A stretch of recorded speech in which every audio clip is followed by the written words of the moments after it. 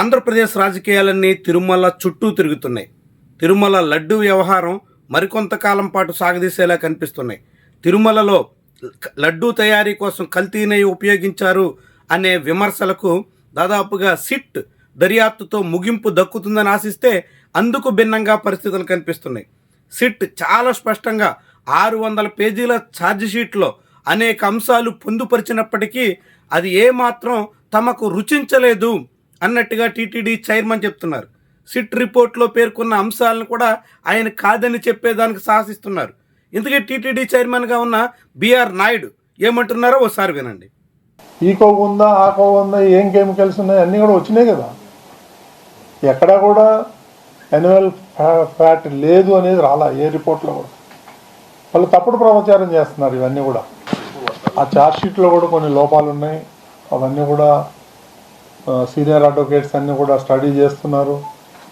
మనం కూడా కొంతమంది సైంటిస్టులతో సంప్రదింపులు జరుపుతున్నాం. వాళ్ళందరూ కూడా ఆశ్చర్యం వ్యక్తం చేశారు. కొన్ని రిపోర్ట్లు చూసి సరిగా జరిపించలేదు అనేటువంటి అనుమానాలు చాలామందికి మనసులో ఉంది. దాన్ని త్వరలోనే బయట పెడతాం. అది కూడా విన్నారు కదా. బిఆర్ నాయుడికి సిట్ రిపోర్టు నచ్చలేదట.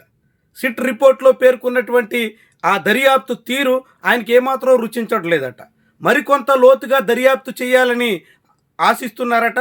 అంతేకాకుండా ఈ ఛార్జ్షీట్లో ఉన్నటువంటి లోపాల మీద వాళ్ళ అడ్వకేట్స్ అంతా పరిశీలించి మరికొంతకాలం పాటు సాగదీసే విషయంలో ఉన్నారంట. అంటే చాలా సూటిగా చెప్పేస్తున్నట్టు కనిపిస్తోంది.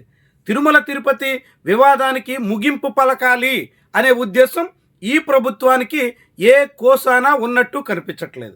ఇప్పటికే మంత్రులు సత్యకుమార్ లాంటి వాళ్ళు మాట్లాడుతున్నారు. ఈ మొత్తం రిపోర్ట్లో పందికొవ్వు ఉందని కూడా చెప్పారు అన్నట్టుగా ఆయన బహిరంగంగా మాట్లాడుతున్నారు.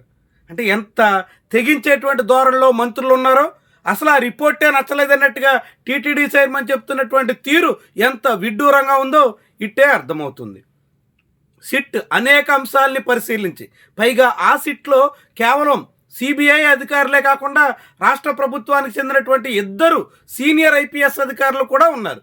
వీళ్ళంతా పరిశీలించి అనేక అంశాలని పరిశోధించిన తర్వాత వెల్లడించినటువంటి రిపోర్టు మీద కూటమి ప్రభుత్వ నేతలే చేస్తున్న కామెంట్స్ చాలా విడ్డూరంగా కనిపిస్తున్నాయి. అడ్డంగా దొరికేసిన తర్వాత కూడా తాము చెప్పిన మాటలు వాస్తవం కాదని నిరూపితమైన తర్వాత కూడా అంగీకరించడానికి సిద్ధంగా లేరు అనేటువంటి విషయాన్ని తేట తెల్లం చేస్తుంది. ఇప్పుడు ఈ వివాదాన్ని మరికొంతకాలం పాటు సాగదీయడం ద్వారా, సమస్యను మరికొంతకాలం పాటు నెట్టుకు రావడం ద్వారా ఏపీలో తిరుమల చుట్టూ మత రాజకీయాలకు చంద్రబాబు సిద్ధమవుతున్నట్టు భావించాల్సి ఉంటుంది. తిరుమలను రాజకీయాలకు అతీతంగా ఉంచాలి అని సుప్రీంకోర్టు చెప్పిన తర్వాత కూడా తిరుమల రాజకీయాలకు తాము ఏమాత్రం వెనక్కి తగ్గేదే లేదు అనేటువంటి ధోరణిలో ప్రభుత్వ పెద్దలు ఉన్నట్టుగా చెప్పాల్సి ఉంటుంది. ఇంతగా సిట్ దర్యాప్తు, దాని తర్వాత కోర్టులో విచారణలు, ఇవన్నీ అనేక రకాల పరిణామాలకి ఆస్కారం ఇస్తాయి. దాని చుట్టూ చర్చ సాగుతుంది. కానీ ఇప్పటికే ఇచ్చినటువంటి రిపోర్టు మీద ప్రభుత్వ పెద్దలే ఏమాత్రం సంతృప్తిగా లేరనేటువంటి రీతిలో చేస్తున్నటువంటి కామెంట్స్ మాత్రం అత్యంత అభ్యంతరకరం, చాలా తీవ్రమైనటువంటి ఆందోళనకరం కూడా. ఎందుకంటే తిరుమల అన్నది రాజకీయాలకు అతీతంగా పూర్తిగా ఆధ్యాత్మిక వాతావరణంలో సాగాల్సినటువంటి వ్యవహారం. అలాంటి తిరుమల తిరుపతి దేవస్థానానికి చైర్మన్గా ఉన్న వ్యక్తి అసలు ఈ సిట్ రిపోర్టు తమకు నచ్చట్లేదని చెప్తారు. రాష్ట్ర ప్రభుత్వంలో మంత్రులు లేని విషయాలను కూడా ప్రస్తావిస్తూ ఉంటారు.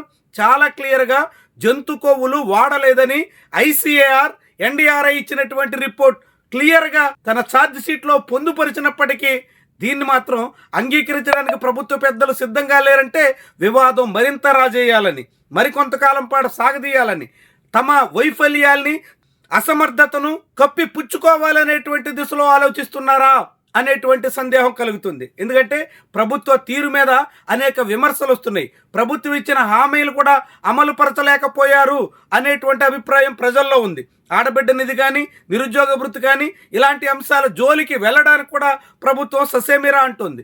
దాంతో సూపర్ 6 కూడా అమలు చేయలేకపోయారు అనే మాట బలంగా ఉన్నటువంటి తరుణంలో తమ ప్రభుత్వ విధాన వైఫల్యాల్ని కప్పిపుచ్చడానికి మత రాజకీయాల చుట్టూ రాష్ట్రాన్ని తిప్పే యోచనలో ప్రభుత్వం ఉన్నట్టుగా కనిపిస్తోంది.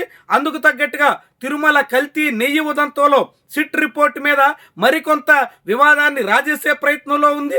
ఈ వివాదం రాజుకుంటే చర్చంతా దాని చుట్టూ తిరిగితే అసలు సమస్యల నుంచి, తమ వైఫల్యాల నుంచి గట్టెక్కొచ్చు అనేటువంటి యోచనలో ప్రభుత్వ పెద్దలు ఉన్నట్టుగా భావించాల్సి ఉంటుంది. మొత్తంగా ఆంధ్రప్రదేశ్లో మత రాజకీయాలైతే మరింత జోరుగా సాగే దిశలో ఉన్నట్టు ప్రభుత్వ పెద్దలు తాజాగా చేస్తున్న ప్రకటనలు తేట తెల్లం చేస్తున్నాయి. ఇలాంటివన్నీ రాష్ట్రానికి ప్రయోజనమా, రాష్ట్ర ప్రజలకు అవసరమా? మీరేమనుకుంటున్నారు? మీ అభిప్రాయాన్ని కామెంట్ రూపంలో తెలియజేయండి. కూటమి ప్రభుత్వ పెద్దలు చేస్తున్నటువంటి కామెంట్స్ని మీరు ఎలా చూస్తారు?